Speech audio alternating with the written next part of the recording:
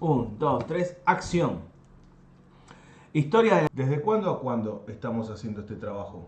Este trabajo, que es una línea de tiempo de audiovisión, va desde la prehistoria hasta los comienzos de la educación en Uruguay. Perfecto. Nosotros pertenecemos al grupo primero C de profesorado del Instituto de Formación Rochense. Es para la materia Transcurso Educativo, la educación y sus transformaciones a lo largo de la historia, con el profesor Daniel Cardoso. ¿Qué forma le vamos a dar a este trabajo que estamos presentando? Un trabajo de interactivo entre nosotros dos, tratando de explicarlo en palabras sencillas y fluido. Y vamos a mencionar de cada hecho histórico que mencionemos 5 características. Al final vamos a ver en ese comportamiento circular o cíclico o espiral que tiene la historia, vamos a analizar cómo ha evolucionado la educación a través de estas características que vamos a ir señalando. ¿Comenzamos? Comenzamos. Empezamos por la educación en la prehistoria. ¿Qué nos puede decir de la educación en la prehistoria? En la prehistoria obviamente no existía la escritura, entonces la educación era una transmisión oral, donde por lo general eran las personas mayores que transmitían a los menores. También era una educación práctica, que estaba enfocada en que les sirviera para hacerle la vida más fácil, por ejemplo, para cazar, para pescar, para, Recolectar. para recolectar, construir refugios. ¿Y qué características tenía la educación en base a la observación que ellos practicaban? Claramente era una educación para sobrevivir en un medio ambiente agreste, donde las condiciones eran cambiantes, entonces tenían que ser totalmente prácticas. ¿Y quiénes participaban de este proceso educativo? Participaba básicamente el núcleo familiar, el inmediato, también en pequeñas comunidades. Claro, era una educación concentrada en lo que es la educación comunitaria, ¿verdad? Era mediante la convivencia y las actividades cotidianas, bueno, los conocimientos se iban transmitiendo de generación en generación. ¿Y su objetivo cuál era? Era el bienestar de la supervivencia y el bienestar de la comunidad. La supervivencia y la adaptación Y la- frente a los peligros que le ofrecía el entorno en el que vivían y las posibles variables climáticas también que eran características de esa época. Entonces la adaptación a estos cambios, bueno, ellos se transmitían los conocimientos de generación en generación. De la educación de la prehistoria pasamos a la educación en la antigua Grecia, en los siglos 3 y 2 antes de Cristo. De esto vamos a mencionar algunas características de la educación de Sócrates, de Platón y Aristóteles. Ellos planteaban, por ejemplo, qué era lo que planteaba Sócrates en su pedagogía, en su forma de transmitir el conocimiento. Era la mayéutica, extraer del estudiante el conocimiento lo que tendría adentro supuestamente, ¿no? Claro, y Platón recoge estos diálogos socráticos y fundó la academia en el año 387 a.C., a la vuelta de su primer viaje a Sicilia. Esta academia la fundó en las afueras de Atenas, junto al parque del santuario dedicado al héroe Academos. Por lo tanto, esto fue lo que le dio nombre a la Academia de Platón. También Aristóteles, en el año 336 a.C., fundó el Liceo. Dicha escuela es conocida con este nombre porque Aristóteles la fundó en un edificio de Atenas. ¿Te acuerdas dónde estaba, qué había pegado el edificio de Atenas de la escuela que fundó Aristóteles? Eh, Gimnasio. el gimnasio. Debemos recordar que esta educación ya era algo institucionalizada y se enfocaba básicamente en el maestro como eje principal del conocimiento. Claro, entonces en este gimnasio que Aristóteles fundó la escuela, estaba pegado a un templo dedicado a Apolo Liceo. Y esto fue lo que le dio el nombre de liceo a la escuela de Aristóteles. La educación en la antigua Grecia se caracterizaba por un enfoque en la formación integral. Correcto. También formaban para la ciudadanía. Correcto. Ellos, debemos recordar que la educación ahí tomó un carácter, digamos, más de cosmopolita. Entonces, ellos consideraban que tanto el gobernante tenía que tener un nivel de educación. Y entonces se enfocaban en que el político tuviera una educación de acuerdo a la responsabilidad que iba a tomar frente a la polis. Y que un ciudadano educado era el objetivo de que pudiera participar en esa actividad social. También ellos utilizaban la retórica y la oratoria. ¿Puedes contarnos qué es eso? Es el arte El arte de hablar el arte de hablar y responder. y responder. También estaba, como vos decías antes, centrada en el maestro.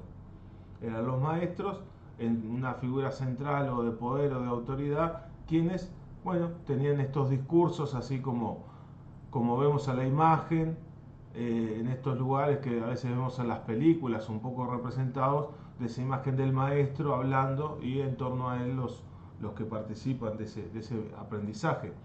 Y también hacían énfasis en la formación física con la frase que lo sustenta: cuerpo sano, mente sana. Correcto, correcto. Otro de los puntos en la historia que vimos en clase fue los de Confucio. Y las características que tenía la educación confuciana, por ejemplo, eran la virtualidad y la moralidad. Correcto.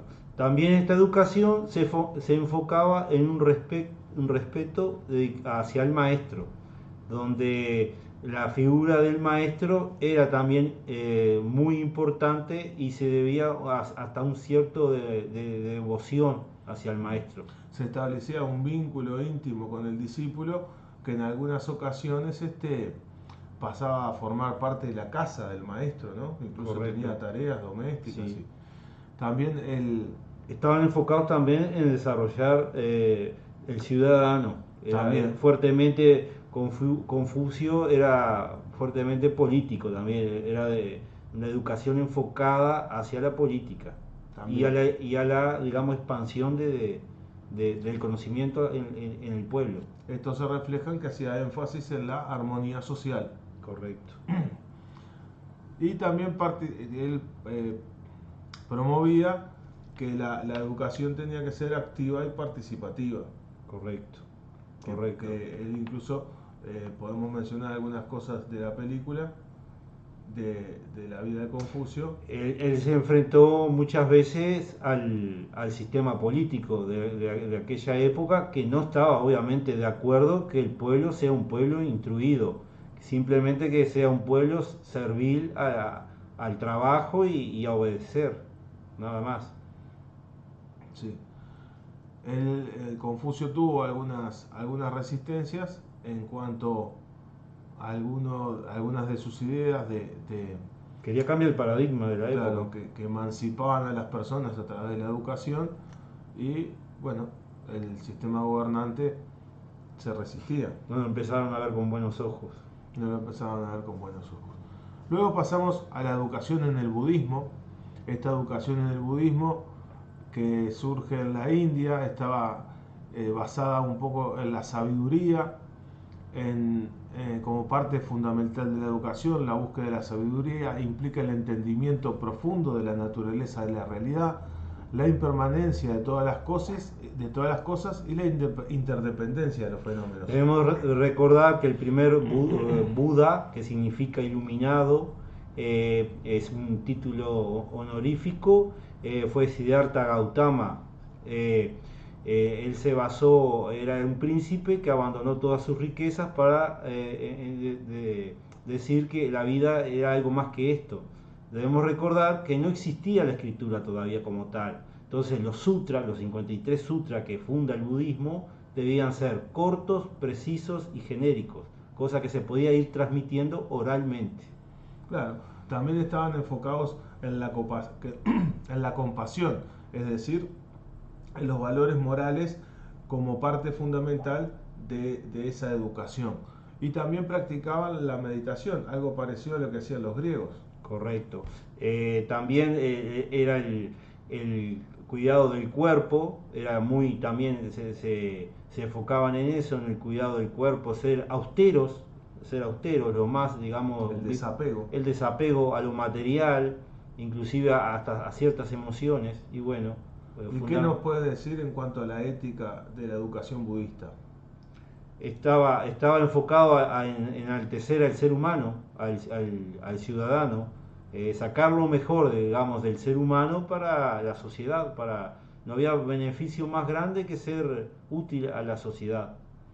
Útil a la humanidad. A la humanidad, correcto. Porque el budismo tiene principios humanistas. Correcto. Donde concilia la existencia del humano como un ser integrante más del planeta Tierra. Correcto. Bueno, a continuación pasamos al año cero o a la educación en la época de Cristo, que estaba influenciada por diversas tradiciones y prácticas culturales, y entre algunas de estas características tenemos la oralidad, la del seguimiento de los textos sagrados. Correcto. ¿En quién estaba centrada esta educación? En el maestro se presentaba a Jesús, por ejemplo, o los rabinos, a los maestros. Ya era una educación, por ejemplo, que se usaban mucho las parábolas para explicar los principios. ¿Y de qué forma se hacía esta educación? Se hacía, bueno, ¿En lugares cerrados o era no, había lugares en las plazas públicos y también estaban en los templos. Hubieron diferentes épocas que anduvieron evolucionando. Estaba en los rabinos, como dijimos, también en los maestros. Y de los principios fundamentales que buscaba esta educación era la moralidad y la ética como forma de trascender la vida, de llegar a Dios o de acceder al paraíso. Correcto. Era una educación que tenía un alto contenido metafísico también. Sí, correcto. De la época de Cristo pasamos en el transcurso de los siglos 3 y 6 después de Cristo, lo que llamaríamos la antigüedad tardía. La educación en la antigüedad tardía era una educación clásica porque estudiaba los textos griegos. Se volvía a los griegos, sí. Se reeditaban los textos griegos. ¿Y qué papel ocupaba la religión en esta educación? Era la dominante, era el paradigma central, era el que controlaba el conocimiento al pueblo. ¿Qué significa que era monástica? Que en los monasterios se concentraban, los monjes llevaban el conocimiento y registraban todo conocimiento, eran ellos los veedores del conocimiento de la humanidad. ¿Y qué significa que era limitada? Solamente eran para algunos privilegiados y solamente se enseñaba, había una cierta educación, sí, pero muy limitada, digamos, de muy poco alcance de visión que se le enseñaba al pueblo. Simplemente el pueblo tenía que saber que había un Dios, un demonio y que tenían que obedecer. Estaba enfocada también en la retórica o el arte de hablar y persuadir. Era una habilidad fundamental en la educación de este periodo. Los estudiantes aprendían técnicas para expresarse de manera efectiva y convincente, lo que era especialmente valorado en la política y la oratoria. De esta antigüedad tardía, nosotros pasamos a la educación en la Edad Media. Esta educación estaba dominada por la Iglesia durante la Edad Media. La Iglesia Católica tenía un papel central en la educación. La educación se basaba en gran medida en los principios y doctrinas religiosos. Correcto. Y las instituciones educativas estaban controladas y dirigidas por la Iglesia. ¿Qué significa entonces que la educación tenía un enfoque religioso? El centro era una teocentrista, era una religión teocentrista. El universo se explicaba mediante la palabra de Dios y era la única que no se podía cuestionar. Entonces, inclusive para enseñar en aquella época se usaban imágenes, porque el acceso inclusive a la lectura, a leer los antiguos escritos, el pueblo no lo podía hacer, entonces lo explicaban mediante los vitrós, las pinturas o las estatuas. ¿Y cuál era el método para acceder al conocimiento? ¿Qué hacían ellos para enseñar o para practicar la enseñanza? ¿Qué le pedían a los alumnos que hicieran? ¿Qué le pedían a los estudiantes que hicieran? Que repitieran, era una educación de repetir, digamos, como loros. Y memorizar. Y memorizar, simplemente no se podía cuestionar ni cambiar nada que ellos dijeran que se podía cambiar. Sí, y también podemos decir que la educación, uy, ahí, que la educación eh, era jerárquica, que se dividía en diferentes niveles de enseñanza, como las escuelas catedralicias, las escuelas monásticas y las universidades, donde se ofrecían cursos en artes liberales y profesiones como derecho, medicina, teología. Entonces podemos decir que dentro de estas 5 características de la educación en la Edad Media tenemos el dominio de la iglesia, el enfoque religioso, que era jerárquico, la memorización y repetición, y en cuanto al acceso, ¿era limitada o era para todas las personas? Era limitada. ¿Para quién era limitada la educación? Era para los pobres, esclavos, mujeres, era solamente, digamos, para una casta social. Sí, reducido a la aristocracia que pertenecía a la monarquía. Claro, correcto. Entonces, de la educación en la Edad Media vamos a pasar al Renacimiento, y con Renacimiento vamos a mencionar a Jan Amos Comenius, que vivió desde 1592 a 1670. También conocido como Comenius, fue un influyente pedagogo y filósofo checo del siglo XVII. Sus ideas y enfoques pedagógicos revolucionaron la educación de su época. ¿Qué significa que Comenius promovía la universalidad de la educación?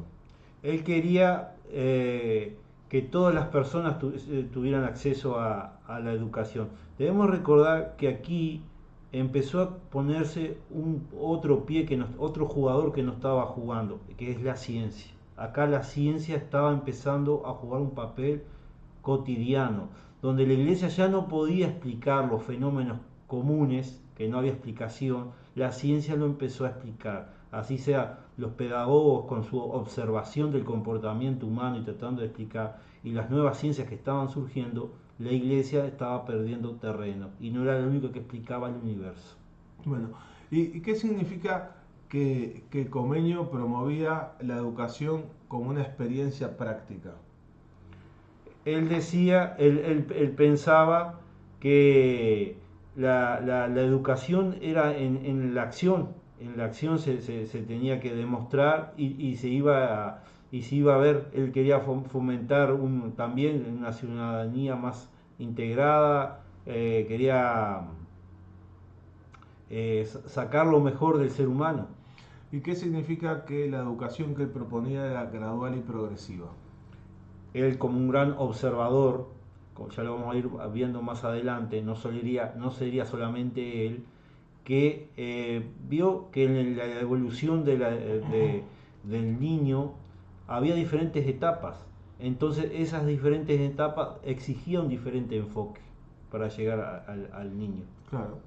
Él también promovía la educación visual.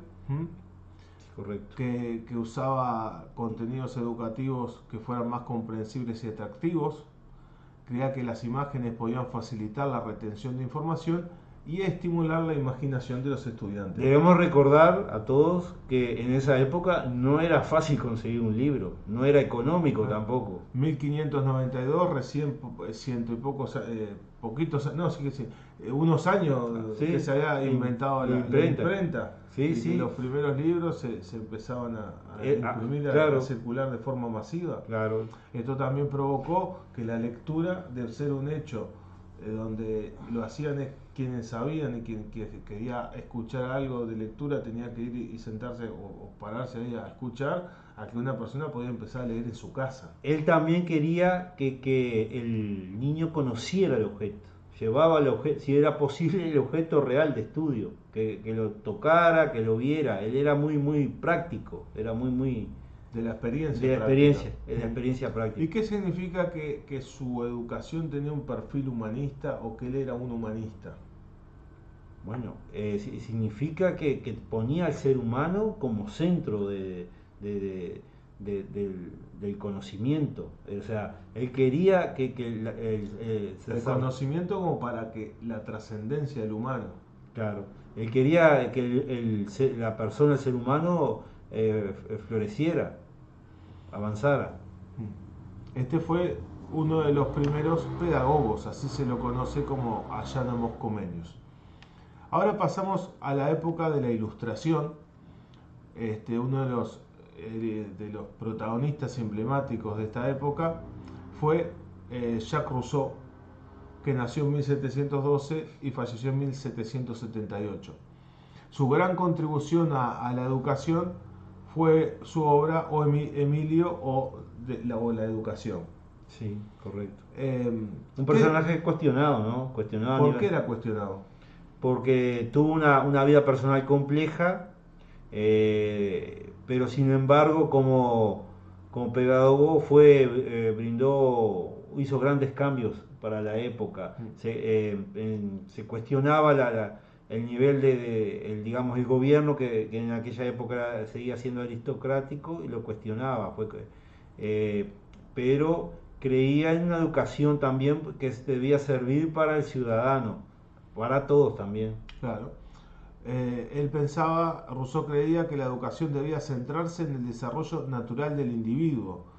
Para él, los seres humanos nacen buenos y son corrompidos por la sociedad, por lo que la educación debe permitir que los niños sigan su propio ritmo y descubran el mundo de acuerdo con sus intereses y curiosidad innata. Al contrario de Locke, por ejemplo, que él decía que la naturaleza del hombre es mala.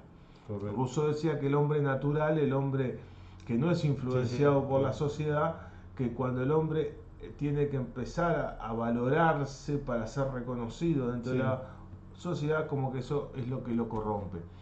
¿Qué, qué, eh, ¿Qué rol jugaba el juego y la actividad física para Rousseau? Acá otra vez volvemos a la influencia de los antiguos, como ellos le decían en aquella época. También creían en fortalecer el cuerpo como vehículo de esa mente, de esa alma, para que el ciudadano sacara su máximo potencial.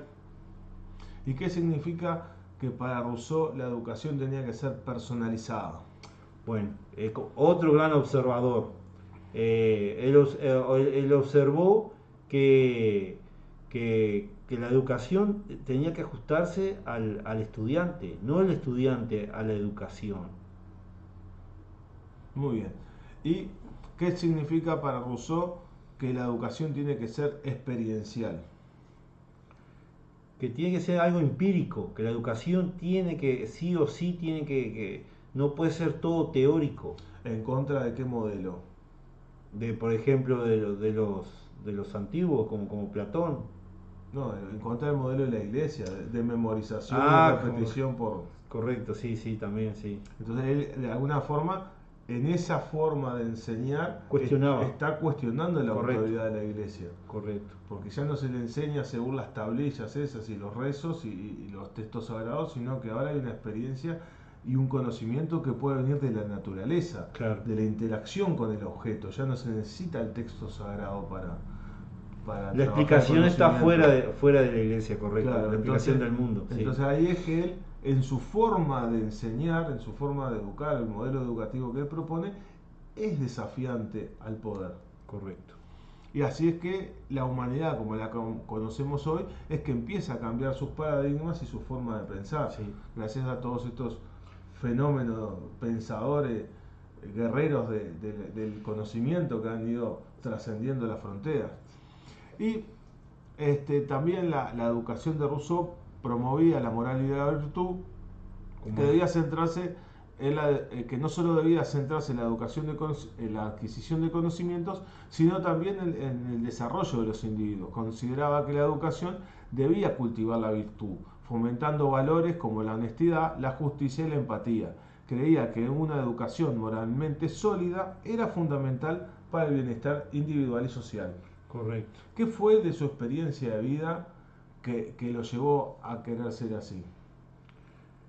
Como vamos a ver más adelante, pero no lo vamos a adelantar ahora, él tuvo una experiencia de vida compleja, de hijo de un relojero, tuvo digamos, desencuentros digamos, una infancia común, fue apadrinado con una señora de la alta sociedad que después pasó a ser su amante, entonces él creo que tenía un cierto dejo de desprecio hacia la clase dominante, donde él se pudo servir, él accedió a esa clase, se hizo conocido, pudo acceder a cierto grado de poder, pero después quiso cambiarlo a medida con la educación, quería cambiarla, ¿no? Claro, él un poco haber sido ese hombre relegado de su clase social, de la burguesía a la que pertenecía, lo llevó a despertar esa sensibilidad para con, ¿no? Con los desfavorecidos.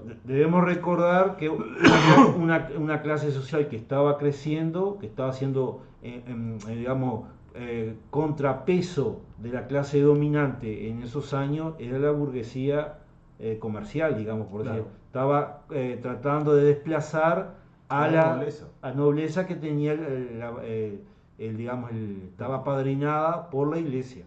Claro. Y sostenida en las grandes extensiones de tierra de los feudales, de los feudales. claro. Y la ciencia estaba, digamos, del lado de los burgueses, porque lo que traía la innovación tecnológica, daban explicaciones a los fenómenos que antes solamente se explicaban sí o sí por la teología. Entonces, pues, estaban cuestionando. El dios del trueno, el dios de la lluvia, bueno, ahora empezaron a ser fenómenos físicos y químicos. Ahí va, que se podían estudiar. Luego, acá aparece un personaje muy interesante. Johann Heinrich Pestalozzi fue un destacado pedagogo destacado pedagogo suizo del siglo XVIII y XIX, que desarrolló un enfoque revolucionario en la educación. Aquí nosotros vamos a presentar 5 características de esto que para Pestalozzi era revolucionario. Uno es, bueno, la educación basada en la experiencia. Él creía que la importancia de aprender a través de la experiencia directa, o sea, abogaba por el uso de materiales concretos y manipulativos para permitir a los estudiantes interactuar y experimentar con los conceptos. Creía que los niños debían participar activamente del proceso de aprendizaje y descubrir por sí mismos los principios y las ideas fundamentales de las cosas, vamos a decir. Esto, como aprender a través de la experiencia, lo empezamos a ver como una constante, ¿verdad?, de los distintos pensadores, ¿no? Que ellos empiezan a promover la educación a través de la experiencia en contra del modelo de memorización. Correcto. Hay un insumo que tenemos a Amos Comenius, que es uno de los primeros que empieza a promover esto de la experiencia práctica. Después lo volvemos a ver con Rousseau, la educación experiencial. Ahora Pestalozzi también con esto de la experiencia. Tenemos que recordar que Europa en esos periodos de tiempo fue una Europa muy convulsionada, con diferentes levantamientos, guerras de 30 años o más. Entonces, digamos, esta gente era muy humanista. Claro, ellos perseguían también y fomentaban la individualización y la singularidad. Ya en ese momento ellos se empezaban a dar cuenta que distintos tipos de personas aprendían de forma diferente. También Pestalozzi le daba un enfoque holístico. Sí. Integral. ¿Quién lo hacía también? También lo planteó Rousseau en el pasado y lo planteó Jan Amos Comenius. Y también lo planteaban los griegos y también lo planteaban... Tenemos que recordar que la mayoría de ellos tuvieron privilegios cuando jóvenes o niños de acceder a esos textos, ¿verdad? De nutrirse de esas ideas. Claro, para luego seguirlas como plantea Comenius en el principio del libro, dice que no hay nuevas ideas, sino que son las mismas ideas que con los avances tecnológicos las vamos puliendo y refinando. Correcto. ¿Qué más? La importancia del entorno social y afectivo. Correcto. Dice que era crucial para el aprendizaje, valoraba la creación de un ambiente seguro y cómodo en el aula, donde los estudiantes se sintieran cómodos para expresarse y participar activamente. Él promovía la colaboración entre pares, la empatía y el respeto mutuo como parte fundamental del proceso educativo. Y hacía énfasis en los valores y la moralidad. Correcto. Como si fuera el hilo que surce todo. O sea, todo lo que une para lograr ese individuo tiene que estar surcido por la moralidad y la ética. Perfecto. El otro autor que fue fundamental o que resaltamos durante el curso, que fue parte de este proceso de la ilustración, fue Montessori, que se basa en los principios y métodos desarrollados por la educadora italiana María Montessori. Algunas de las características de esta educación que tenía Montessori, por ejemplo, es que era autodirigido, que enfocaba en el estudiante y en la experiencia del estudiante que autodidacta, como que dice. ¿Cómo eran los salones de clase de Montessori? Eran iluminados, lo más abierto posible. ¿Tenían sectores? Tenían sectores, sí. ¿Y a qué estaba dedicado cada sector? A distintas ciencias. Había uno que era como de cocina, ¿no? Sí, debemos recordar que Montessori tenía un gran... ella era psiquiatra, ¿no? Sí. Era psiquiatra, entonces conocía los primeros contactos que tuvo con los niños fue en los psiquiátricos, donde estaban mezclados con los adultos. ¿Y qué pasaba con esos niños en los psiquiátricos? ¿Eran todos locos? No, eran gente, digamos, a la ciencia moderna ahora, que estaban mal diagnosticados. O simplemente copiaban, como eran niños, no sabían cómo, no tenían esa parte social, copiaban cómo se comportaban los adultos, que sí de pronto tenían problemas mentales. O sea, eran locos por imitación, vamos a decir. Sí, correcto, sí. Sí. Bueno, ella ahí empieza a descubrir los ambientes preparados para la educación. Sí. Ella hace hincapié en una educación multisensorial, correcto, donde el niño aprenda tanto a través del tacto como del olfato, del gusto, del oído y de la vista. También propone una educación integral, entendiendo al humano como un ser racional y completo. Y ¿qué significa que ella planteaba a los educadores como guías del conocimiento? Sí. También tenemos una cosa primero.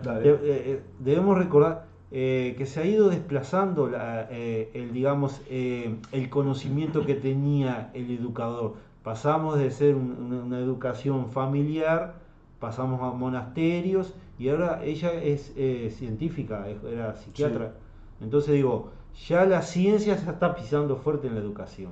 Entonces le da otra perspectiva de enfoque a la educación. Y siendo mujer, obviamente, más todavía. Claro, exactamente. Los maestros en el enfoque Montessori actúan como guías o facilitadores en lugar de impartir conocimiento de manera tradicional con la estructura del maestro, del profesor central, que, bueno, da su cátedra y el resto escucha. Ella entiende que el proceso educativo, bueno, el maestro es un guía a través del conocimiento para el estudiante. Poniéndose al nivel del estudiante. Exactamente. Luego, mientras en 1870, 1952, o sea, en el siglo XIX, sí, sucedía correcto, esto de la ilustración que venía de la mano de la revolución industrial y todo eso, vamos a mencionar qué pasaba en América precolombina unos años antes. Sí. El origen, vamos a ver, dimos en clase América precolombina la educación de los incas, por ejemplo. Sí. cerca del siglo XII Sí, de correcto. la era cristiana, cuando tras una larga migración se asentaron las primeras familias en el valle de Cusco. Ha sido narrado en el mito fundacional inca, Correcto. que considera a Manco Cápac como su primer gobernante y fundador de la ciudad de Cusco. Correcto. La educación en la civilización inca, que se desarrolló en la América precolombina, se caracterizaba, por ejemplo, por un enfoque en una educación práctica. Los incas creían que la educación debía ser práctica y funcional.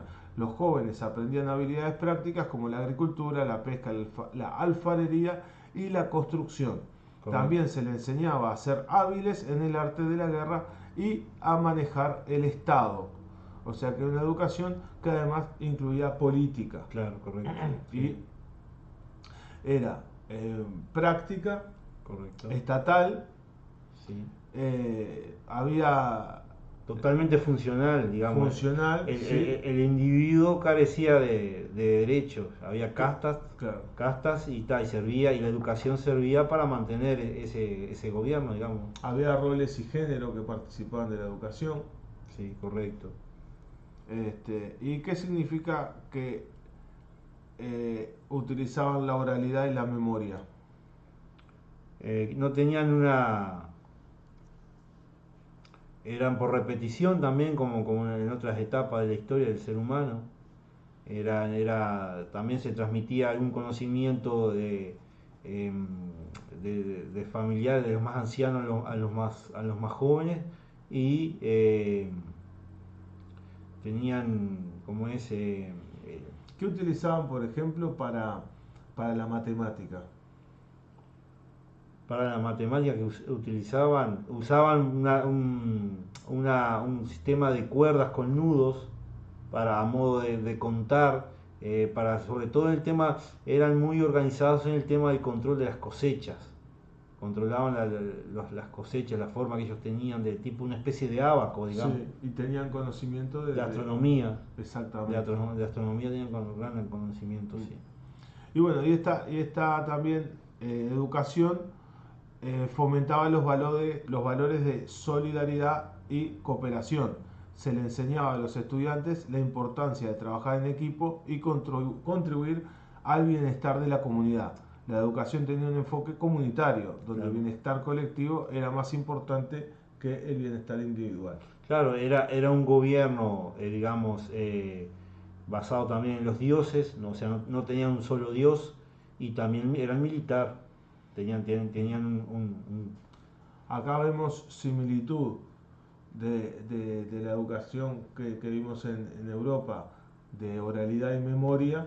Sí, correcto, sí, También que hay un rol del Estado, correcto, fuerte, aunque sea una civilización con la cual no había tenido contacto el Occidente con, con el Oriente, sí, ¿Mm? correcto, Con lo que vendría a ser América, con la parte de Egipto, Europa, sí. de Egipto, de todos esos lados. Sí, sí, Y vemos que hay algunas similitudes, quizás sea por el hecho de ser humano. Capaz que esto es un intrínseco sí. al desarrollo de la humanidad como especie. Que empezamos a ver estas cosas que se empiezan a repetir. En Sí, Confucio, que trabajó ideas parecidas, Sí. en Europa. Bueno, los aztecas también tenían características similares. Fue una de las civilizaciones más importantes mesoamericanas. Habitó el Valle de México entre 1345 y 1521 y se convirtió en la cultura dominante de la región hasta la llegada de los conquistadores Correcto. españoles. La educación aquí entre los aztecas se caracterizaba por ser oral también. Sí. ¿Qué significa que era especializada? Que cada uno cumplía una labor en la sociedad. Sí. Si ibas a ser granjero, te iban a enseñar. Tenían una especie de sistema de castas. Claro, correcto. Entonces también estaba un poco restringida a la casta social que la que pertenecía el tipo de educación Sí. que recibía. Era una educación también Funcional. completamente práctica y funcional, Utilitaria. utilitaria. También se trabajaban los valores morales y cívicos Sí. y sí, sucedía también a través de rituales y ceremonias. Correcto, sí. Muy sangrientas también. Algunas de ellas, sí. Es importante tener en cuenta que la educación azteca variaba dependiendo del estatus social y el género, y que estas características son una descripción general que puede, que puede aplicarse a los individuos de la civilización azteca. Sí. Luego nosotros vimos en América colonial, bueno, la presencia de los jesuitas. Correcto. Ellos, por ejemplo, el enfoque estaba en la evangelización, Sí. en el llevar la palabra de Cristo y el poder de la iglesia, un poco como para civilizar a los nativos americanos. Era bilingüe. Era bilingüe. Tenían que tratar de enseñar el nuevo idioma a los nativos y ellos entender a los nativos también. Se enfrentaban a varios problemas, nueva vegetación, nuevos animales, nuevas enfermedades también, para los indígenas sobre todo. ¿Y qué significa que era una pedagogía adaptada? Y eso, era una pedagogía que se traía de Europa, que ya tenía sus años en práctica, pero venían a un terreno a tratar de evangelizar, como dijo el compañero, de enseñar a personas que no tenían ni la menor idea de cómo interactuar. Y además de la evangelización y la educación religiosa que recibían, ¿qué otras actividades se desarrollaban en los jesuitas? ¿En dónde vivían los jesuitas? ¿Qué tipo de estructura? Bueno, ¿Qué cosas hacían ahí? les enseñaron, por ejemplo, a ¿Los nativos? a los nativos a construir como construían los europeos. Inclusive hasta ahora se ven construcciones mixtas, donde, Sí. donde un poco se ve la base, digamos, ¿Y qué cosas fabricaban? instrumentos de música que se construían acá también de buena calidad, que se llevaban a Europa a veces también, por la madera también.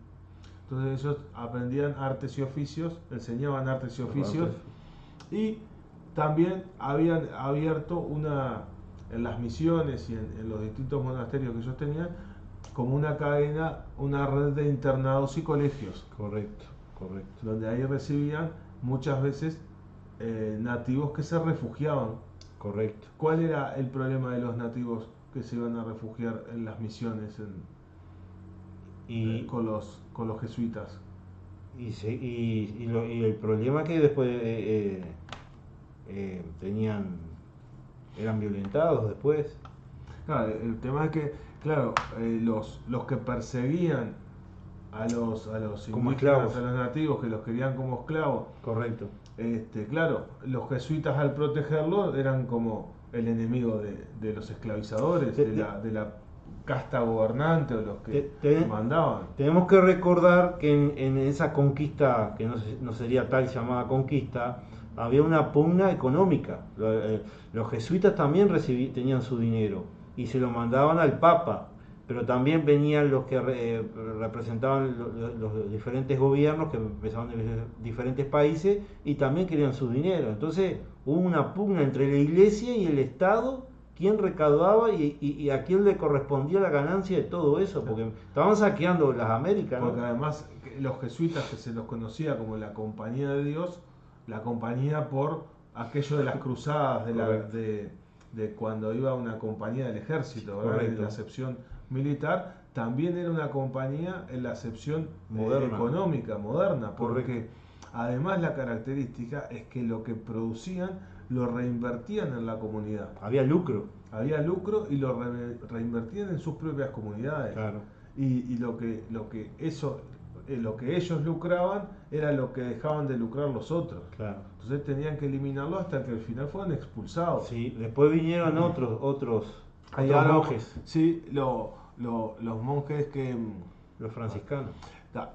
Sí, tuvimos entonces las características de la América colonial, los jesuitas, el propósito era la evangelización, tenían una pedagogía adaptada a los estudiantes que se le enfrentaban, o sea, sí. Los indígenas, los nativos que no sabían escribir, no sabían leer, no sabían el idioma, y ellos tuvieron que buscarle una pedagogía que Sí. para que aprendieran. Era bilingüe Correcto. en idiomas nativos y en español, Sí. dedicado a artes y oficios, y había como una red de internados y colegios. Luego los jesuitas en América en general Sí. tuvieron un rol muy importante en Montevideo. Como vimos, los jesuitas tuvieron una gran influencia en la educación del Montevideo colonial, llegaron a la región en el siglo XVIII y establecieron una importante red de colegios y universidades. Correcto. Su enfoque educativo se basaba en la enseñanza de las humanidades, la ciencia y la religión, y ellos fundaron el Colegio San Francisco Javier en Montevideo, que se convirtió en un centro educativo de referencia para la época.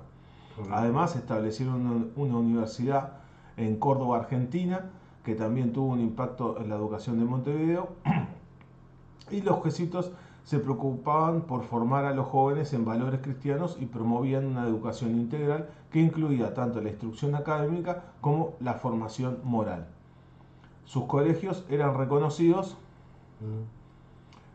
por estas características, ¿verdad? Correcto. Ellos en el año 1767 fueron expulsados de los dominios españoles, incluyendo Uruguay, y esta expulsión tuvo un impacto significativo en la educación de la época, ya que los colegios y universidades jesuitas tuvieron que cerrar sus puertas. A partir de su expulsión, el legado educativo de los jesuitas perduró en la región. Muchos de sus antiguos alumnos continuaron influyendo en la educación y la sociedad uruguaya, destacándose en distintos ámbitos del conocimiento y de la cultura. ¿Cómo era una pregunta? ¿Cómo era esa educación? ¿Era para todo el mundo? ¿Era popular? ¿Cómo era esa educación? Las características de la formación que ellos proponían, una de ellas era que era religiosa. Correcto. Estaba basada, como habíamos visto, en los textos bíblicos y en la educación por repetición y memorización. ¿Qué significa que tenía rigor académico? Los jesuitas se destacaban por su énfasis en la excelencia académica. Los estudiantes recibían una educación integral y rigurosa con un enfoque en las humanidades, las ciencias y las artes. Se buscaba formar individuos cultos y bien preparados intelectualmente. También se basaba en la ética y la moral y promovían la disciplina y la obediencia. Correcto. Había castigo físico, ¿verdad? Había castigos físicos y el modelo de educación era el modelo de educación era el profesor, el maestro que impartía clase desde la figura de autoridad. Correcto. Luego esto evoluciona cuando los jesuitas se van, toman la posta los padres franciscanos, por ejemplo en Montevideo tuvieron una gran influencia, llegaron a la región en el siglo XVI y establecieron varios conventos y escuelas. Los franciscanos se comprometieron en la tarea de educar a la población local y a los hijos de los españoles. Su enfoque educativo se centraba en la enseñanza de la fe católica y en la formación moral de los estudiantes. Además, brindaban instrucción básica en lectura, escritura y aritmética. Los franciscanos fundaron el colegio San Buenaventura en Montevideo, el cual se convirtió en un importante centro educativo. A través de este colegio, los padres franciscanos promovían la educación de los jóvenes y la difusión del conocimiento en la comunidad. Un papel importante en la atención y asistencia a los más necesitados. Correcto. Fundaron hospitales y llevaban adelante obras de caridad, demostrando su compromiso con la comunidad, y la influencia de los padres franciscanos en la educación del Montevideo colonial fue significativa.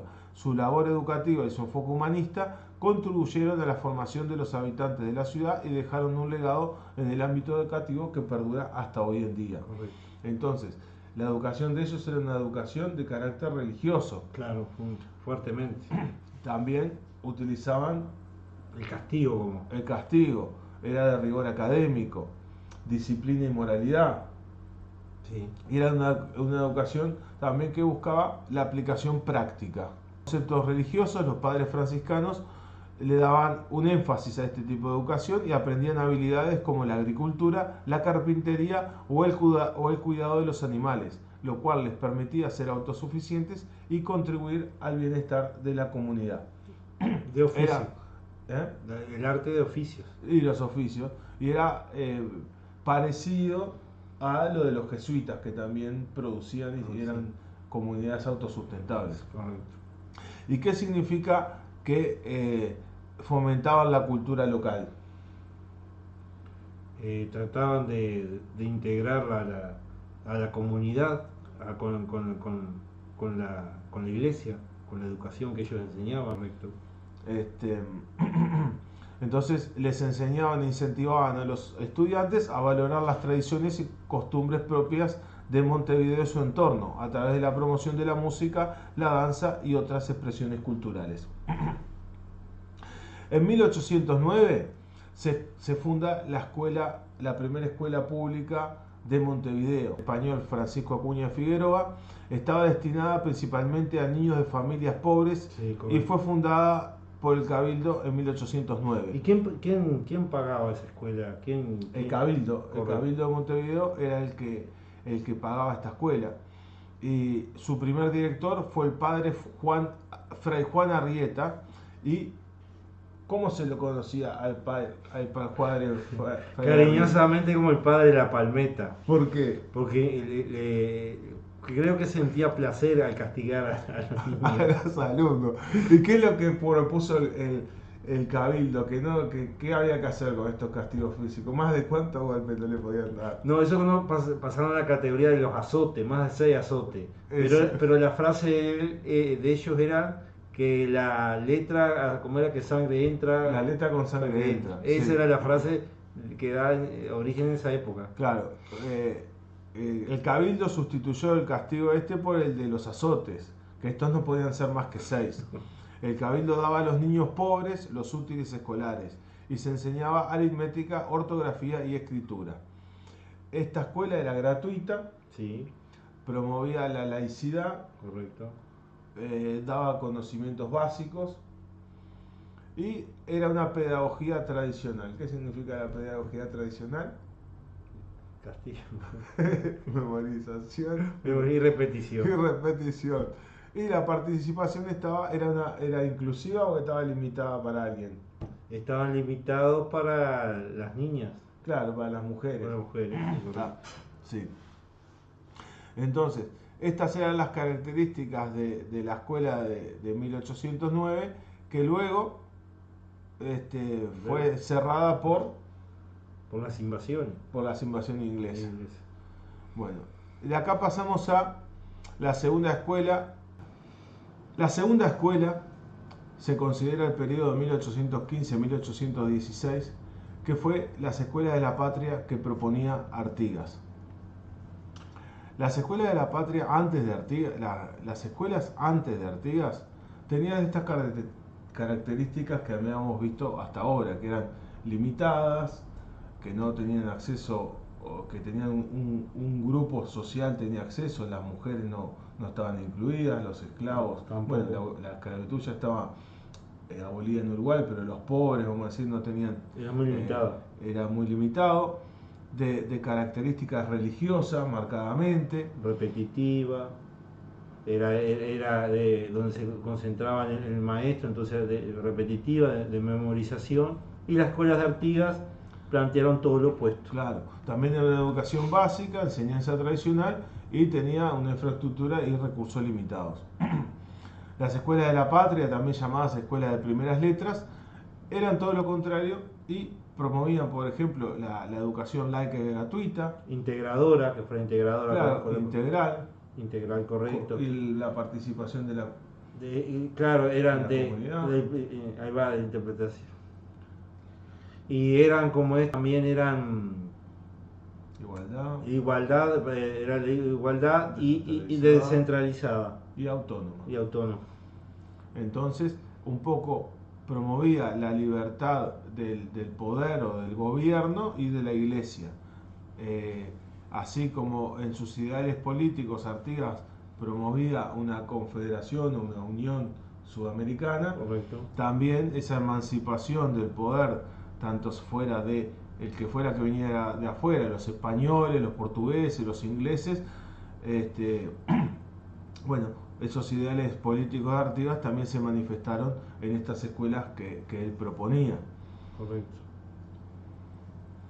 Luego, estas escuelas o estas primeras escuelas de la patria, las primeras letras, dieron un impulso a que en 1816, por ejemplo, Dámaso Antonio Larrañaga fundara las primeras bibliotecas públicas. Correcto. Dámaso Antonio Larrañaga, que donó de su propia biblioteca, donó libros. ¿Cómo sí. fue que hizo para juntar los libros para la primera biblioteca? Donó libros de él y fueron donaciones de amigos de él. Él anduvo recorriendo, tipo casa por casa, sí, pidiendo libros para la primera Eran costosos también. Claro, el 26 de mayo de 1816 se funda en Montevideo la primera biblioteca pública del Uruguay a iniciativa del presbítero Dámaso Antonio Larrañaga, ubicada aquel entonces en el fuerte de Montevideo, lo que es hoy actualmente la Plaza Zavala. Larrañaga impulsó la educación laica, promovió activamente la idea de una educación basada en principios laicos separados de la influencia religiosa.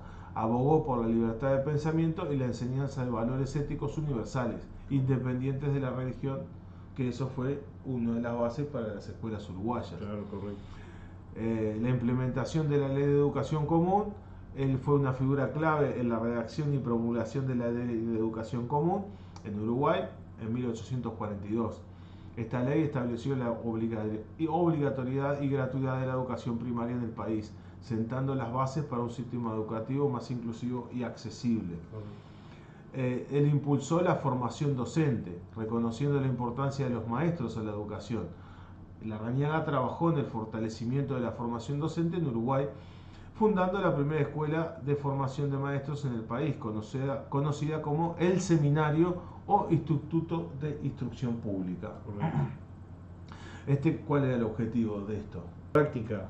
Elevar los valores de la educación más técnica, ¿no? Más técnica y, claro, profesionalizar algunos oficios. Eso, profesionalizar la educación.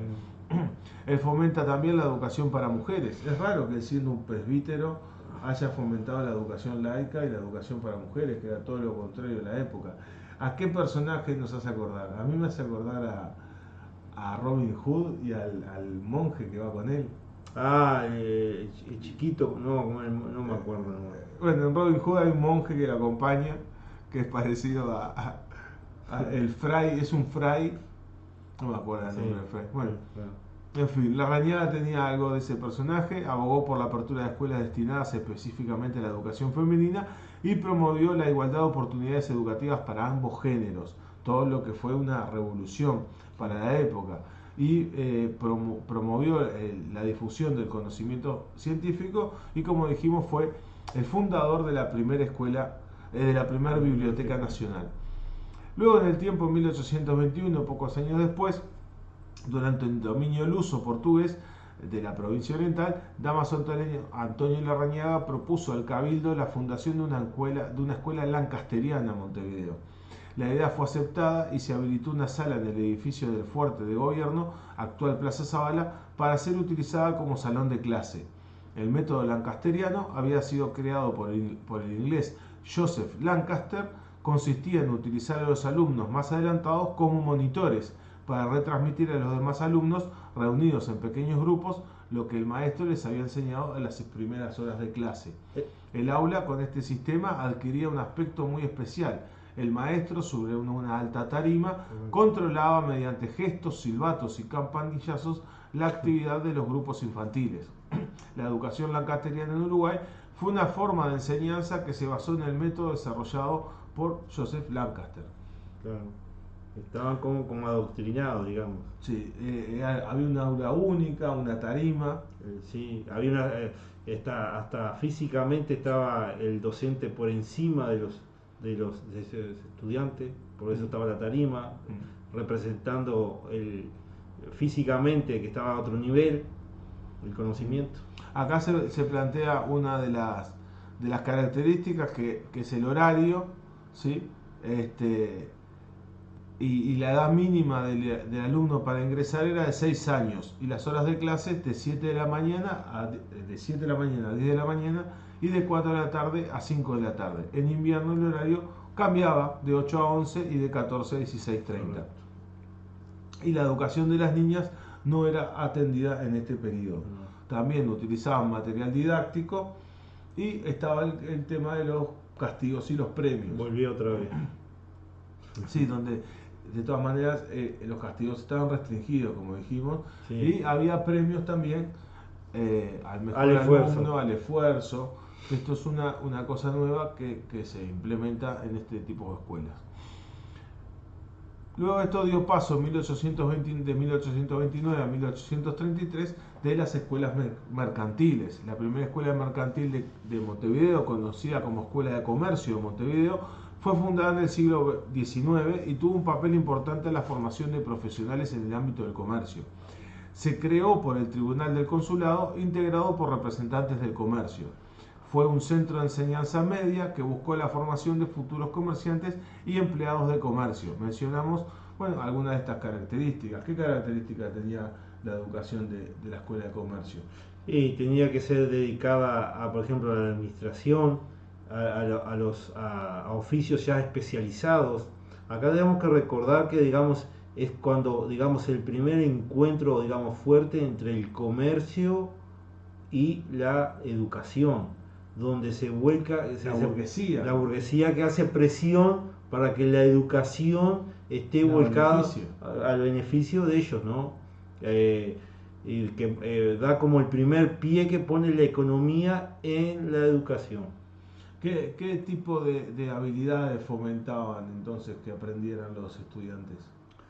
Prácticas administrativas que le sirvieran al comercio, básicamente, en toda su cadena, ¿no? Desde cuidar la materia prima hasta exportarla. Entonces, esta escuela mercantil, primera escuela mercantil, también tenía una conexión fuerte con empresas. Estaba muy interconectada con las empresas, que de alguna forma eran las que iban a demandar esa mano de obra calificada para eso, ¿no? Para el servicio de ellos. Sí. Esto dio pie a que en 1855 el doctor José Gabriel Palomeque, hiciera un informe, un estudio, donde él daba cuenta de que en ese momento, en una población de 130.000 personas, había 30 escuelas que tenían 890 alumnos. Él encontró algunas dificultades en estas escuelas, por ejemplo, los docentes sin preparación. ¿Qué otra dificultad recuerdas tú que tenían? Falta de recursos, no había el edificio, no había construcción edilicia, o sea, no. En cuanto a los materiales y los textos, poco y nada. Sí. Muy sencillo. ¿Qué método tradicional de educación utilizaban? Y el de repetición y memorización seguían estando en ese método. Y de premios y castigos. Premios y castigos, correcto, sí. También. Entonces, este informe del doctor Palomeque proponía cambios, crear recursos, sistematizar y uniformizar todo el sistema escolar, establecer la obligatoriedad escolar, entre otros. Esta propuesta fue muy elogiada por las autoridades y sentó un precedente para el desarrollo de la educación en el Uruguay, aunque en el momento no se le dio mucha atención por parte del gobierno a las sugerencias que planteaba. Correcto. En 1868, entre 1868 y 1879, aparece la figura de José Pedro Varela, que ante la situación de la crisis de la educación y la necesidad de contar con ciudadanos educados que pudieran trabajar en las nuevas actividades económicas, se reunió un grupo de jóvenes intelectuales montevideanos y en 1868 Varela crea junto a varios intelectuales destacados de la época la Sociedad de Amigos de la Educación Popular. Él tenía 23 años cuando hizo esto, 23 años. Era joven. Juan Carlos Blanco tenía 20 años, Carlos María Ramírez tenía 21 años, Alfredo Vázquez Acevedo tenía 24 años y Elvio Fernández, que era el mayor, tenía 26 años. Luego fundaron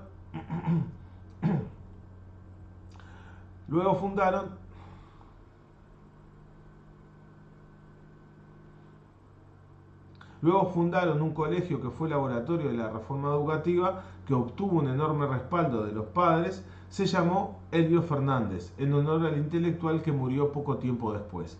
El 11 de junio de 1873 se casan José Pedro José Pedro Varela con Adela Acevedo, miembro de una familia muy vinculada con la educación y el gobierno. Se casaron con 28 años, un promedio de edad muy elevado para la época. Claro. Tuvieron 2 hijos y los libros que escribió Varela fueron Ecos Perdidos, La Educación del Pueblo, La Legislación Escolar, Memoria 1, Enciclopedia de la Educación y Memoria 2, La legislación escolar explicaba lo que él quería. La legislación escolar explicaba lo que él quería hacer y en las memorias escribió lo que hizo. José Pedro Varela se vio influenciado por Ira Mayu y en algunos de sus pensamientos se ven demasiadas similitudes con el de la pensadora norteamericana. Varela, en La Educación del Pueblo, plagia algunos capítulos enteros de este libro sin citarlo. Esto lo explicó el director de Educación de la Universidad Católica del Uruguay, Julio Fernández Techera. Él asegura que Varela lo hizo porque era algo común en la época y porque no era ningún iluminado, sino un hombre inquieto por la educación. Uruguay vivía un contexto de crisis política y económica. En 1830 entre 1830 y 1876 hubo 15 presidentes. Todos soportaron levantamientos armados y muchos fueron derrocados. El 10 de marzo de 1876, el coronel Lorenzo Latorre asume el poder de facto y comienza en Uruguay una dictadura. Latorre nombrará a José Pedro Varela inspector nacional de instrucción pública. Cuando a él lo invitan a formar parte del gobierno, decidió tomarse un par de días para pensarlo y mediante una carta antipática, él respondió que sí, que iba a participar. Su incorporación al gobierno, un gobierno de facto, un gobierno militar, implicó una ruptura muy grande con quienes lo rodeaban hasta ese momento. Trabajó allí hasta su muerte. Latorre fue apoyado por importantes grupos económicos como los grandes comerciantes, los estancieros y los banqueros. Con el gobierno militar se inició un proceso de cambios económicos, sociales y políticos. Entre estos se destacan alambramiento de los campos, aumento del poder del ejército, creación de un moderno sistema de comunicaciones y la marginación de un gran sector de la población rural que quedó sin trabajo debido a los cambios económicos. Esta población rural empezó a migrar hacia las ciudades. Varela argumentaba que su trabajo permitiría desarrollar la educación y así evitar futuras dictaduras. Lo que parece una contradicción. Sí. ¿Cuál es la reflexión que amerita decir con respecto al trabajo de Varela con Latorre y que lo hacía para evitar futuras dictaduras? ¿Qué te inspira compartir? Es sumamente interesante, digo, el personaje Varela, la persona Varela, pero también me llama la atención Latorre. Como había dicho antes, estaba Varela tratando de educar a la gente, como los distintos pedagogos europeos que hemos visto, sí, para fomentar la ciudadanía, de tomar conciencia de sus derechos, de sus valores como individuos en una dictadura. Y que un dictador lo elija justo a él para llevar un plan educativo adelante. Por eso yo creo que para mí fascinante es Latorre. Para mí el tipo sabía lo que iba a hacer Varela. Para mí, esa es mi teoría. Sí, sí, sí. Como militar son estrategas, no hace un movimiento sin pensarlo a futuro que va a pasar. Para mí que Latorre tampoco quería que hubiera más dictadura, pero es mi teoría. Pero es muy interesante la observación, claro que sí. ¿Por claro qué? Que sí. No quiero traer cosas políticas ahora, digo. Pero, Sereni es fundador del Frente Amplio. Claro. Es una contradicción, pero porque sí. es un hombre de principio. Es una especie de contradicción como la que plantea Sereni, exactamente, que siendo un militar sea de izquierda. Y que haya fundado el Frente Amplio. Claro. Y que el dictador proponga a un humanista para derrotar para que se encargue de la educación. Es genial. Sí, realmente como vos decís, Latorre es el personaje interesante acá que hace lo opuesto a lo que lo esperado sería que lo mandara a matar a Claro, Varela, quizás, sí, ¿no? que pusieran una educación adoctrinada, de adoctrinamiento, claro. Perpetuarse. Sí. Bueno, todo esto llevó a que se promulgara la Ley de Educación Común. En 1877, con este patrocinio, con esta importancia que le daba La Torre a Varela. Varela presentó un proyecto de ley de educación y el gobierno lo aplaudió, dijo que bueno, pero aprobó una ley de educación que adoptó solo dos principios del proyecto de Varela, que eran la obligatoriedad y la gratitud. La enseñanza religiosa se continuaría en las escuelas públicas, pero ¿cómo serían? Entonces, estas dos características que tenía de que era obligatoria y gratuita, esto va a ser para niños de 8 a 14 años. En esta ley de educación, ¿qué es lo que se prohibía? Esta ley, los castigos físicos a los menores.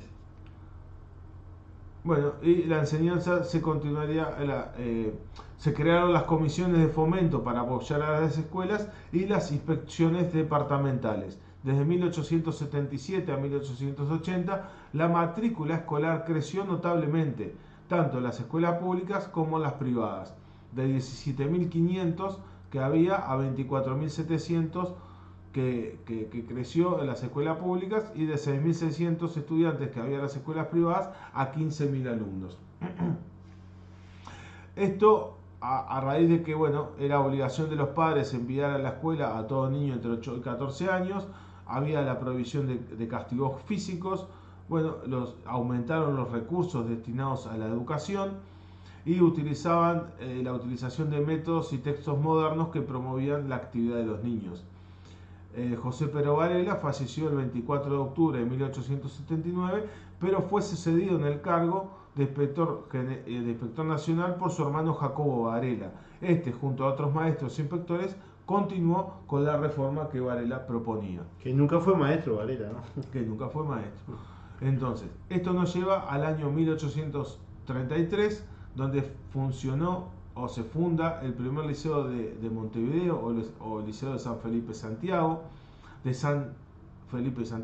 bien dicho, que fue el primer liceo en Uruguay, conocido como Liceo de Montevideo, fundado en 1833, y tuvo varias características destacadas en su creación.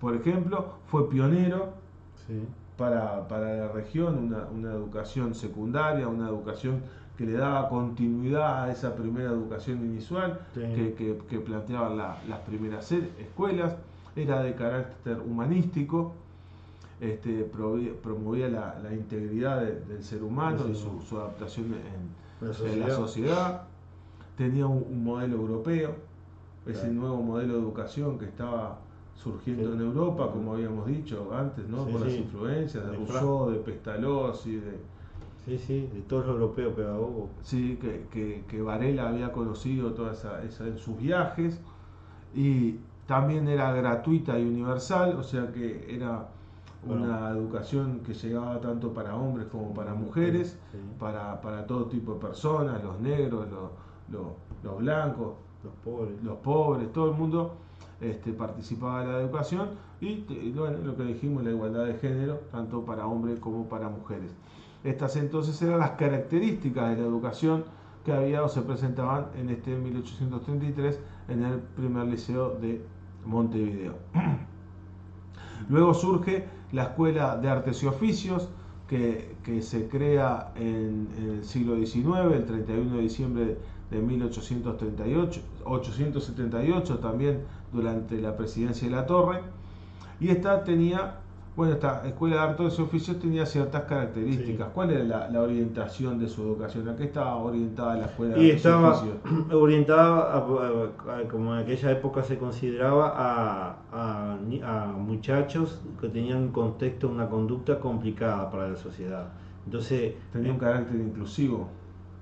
Sí, querían integrarlos a la sociedad para el beneficio de la sociedad. Era de artes y oficios, como decía, pero era para, digamos, corregir la conducta de los muchachos que daban conflicto. Que eran conflictivos, sí, que generaban conflicto en la sociedad. Y estaba vinculada al sector productivo. Claro, sí. Es más, muchos de los oficios que ellos ejercían o practicaban eran para satisfacer las necesidades del propio Estado, como la parte de carpintería, la parte de imprenta, de todo eso, todos los insumos que el Estado precisaba y que se les abonaba nada. trabajaban gratis, Los básicamente. estudiantes de alguna forma eran utilizados por el Estado Servicio del Estado. para servicios del Estado. Esa es la crítica que se le puede hacer a esta primera escuela de artes y oficios. Por un lado tenía la función social de dar solución o darle una oportunidad o un camino de encontrar un medio para la supervivencia a estas Sí. personas con conflictos, a estas personas conflictivas de la sociedad. Era inclusiva en ese aspecto, y por otro lado el Estado como que sacaba provecho de esta Claro. situación, ¿no? No recibieron un buen trato tampoco, no era una del todo. Bueno, luego pasamos también en este periodo, en 1822, con estos auges, este impulso que tiene la educación uruguaya, como una apertura que trae las influencias europeas, ¿no? Sí, Se forma el internato de señoritas, que bajo el nombre de Instituto Nuestra Señora de la Misericordia, y promovía una educación integral. sí, correcto. Era residencial. ¿Qué significa que era residencial? Que era que se podían pernotar, que Claro. vivir las 24 horas bajo un régimen extremo, duro, digamos, de control absoluto. Y ahí había estudiantes del interior que podían acudir 2 por departamento. Correcto, era limitado hacia el interior, había cierta discriminación también hacia el interior. Yo creo que inclusión, porque el hecho que tuvieran en cuenta cupos para mujeres y para Sí, estudiar que venían del correcto. interior es una cosa Claro, uno pensando en la inclusiva. cantidad, uno Sí. pensando en la cantidad, claro. No es mucha cantidad, pero para el momento de Sí, la época es una correcto, revolución. Que sí. piensen en una mujer del interior y Sí. que además, Bueno, la directora, la fundadora o sea, la primera directora que tuvo el Liceo de Rocha, Corina, fue a esos institutos, fue a esos internados, Claro. con 13, 14 años, siendo una señorita. La formación era académica, Correcto. recibían formación en las distintas disciplinas humanísticas y científicas. Sí. También tenía un componente religioso y les enseñaban feminidad y buenas costumbres, que también eran labores como cocinar, ¿Cómo, coser. ahí va, cómo debería comportarse el género femenino en esa época, ¿no? En la sociedad, claro. En la sociedad de esa época. El rigor académico en el internato de señoritas se destacaba por su programa, ofreciendo una educación de alta calidad. Las alumnas recibían clases en diversas áreas de conocimiento, incluyendo matemáticas, ciencia, literatura, historia e idiomas. Se buscaba formar mujeres preparadas para enfrentar los desafíos intelectuales y culturales de la época. El enfoque religioso, como mencionábamos, Sí. estaba administrado por una congregación religiosa, el internato en sí mismo, Sí. lo que implicaba un enfoque educativo basado en valores y principios católicos. Sí. Las alumnas recibían formación religiosa y participaban en las actividades del culto, fortaleciendo así su fe y su moral. En cuanto a lo que decíamos del fomento de la feminidad y buenas costumbres, la formación, además de la formación académica y religiosa, se promovían valores tradicionales de feminidad y buenas costumbres. Se enseñaba etiqueta, modales, labores domésticas y habilidades propias de las mujeres de la época, como mencionabas. El internato buscaba formar señoritas educadas y respetables, preparadas para asumir roles sociales y familiares en la sociedad de la época uruguaya. Estas características reflejan la visión y objetivos del primer internato de señoritas en Uruguay, brindando a las jóvenes una educación integral y preparándolas para su papel en la sociedad. Con esto nosotros estamos llegando al final de esta presentación. Sí. Y como conclusión, nosotros estuvimos pensando que vimos que a lo largo de la historia los distintos pedagogos, los distintos pensadores repiten ciertas características que nosotros creemos que como estudiantes de profesorado y futuros profesores nos inspiran a tomar ejemplo de ellos y llevar adelante estas acciones. ¿Cuáles te parecen a ti que son los puntos clave que pensador tras pensador han desarrollado, han promovido para que la educación actualmente sea la que conocemos y que nosotros hoy podamos estar integrando todo este conocimiento en nuestra práctica profesional como educadores y como estudiantes. Yo lo que pienso es que en todos ellos tuvieron que vivir algún evento que los marcó en la vida personal. Se tuvo que germinar la semilla de la disconformidad del mundo que eran contemporáneos, de la vida personal de ellos, que los motivaba a tratar de hacer una transformación de la sociedad con la obligación o con el deber de tener como eje principal al hombre. Tratar de focalizar cómo poder construir un ciudadano, un ser humano de calidad, para que fuera semilla que se desparrame en toda su sociedad. En toda su sociedad y para las futuras generaciones también. O sea, los principios de moral, de ética, la virtud como espíritu que nos guíe como docentes y el espíritu de virtud, la búsqueda del conocimiento, la búsqueda del autoconocimiento como base para una sociedad mejor. Sí. Y nosotros como educadores, sin necesidad de que nos haya pasado cosas traumáticas, tenemos la oportunidad de tomar la posta de estos pensadores y abogar y seguir promoviendo, como estamos viviendo hoy en el Uruguay, una educación que es inclusiva, que pueden estudiar cualquier persona a cualquier edad. Yo tengo 48 años, ¿vos qué edad tenés? 47. ¿Y a qué te dedicas?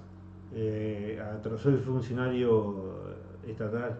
Funcionario estatal. Y yo tengo un pequeño comercio y estamos estudiando profesorado de filosofía.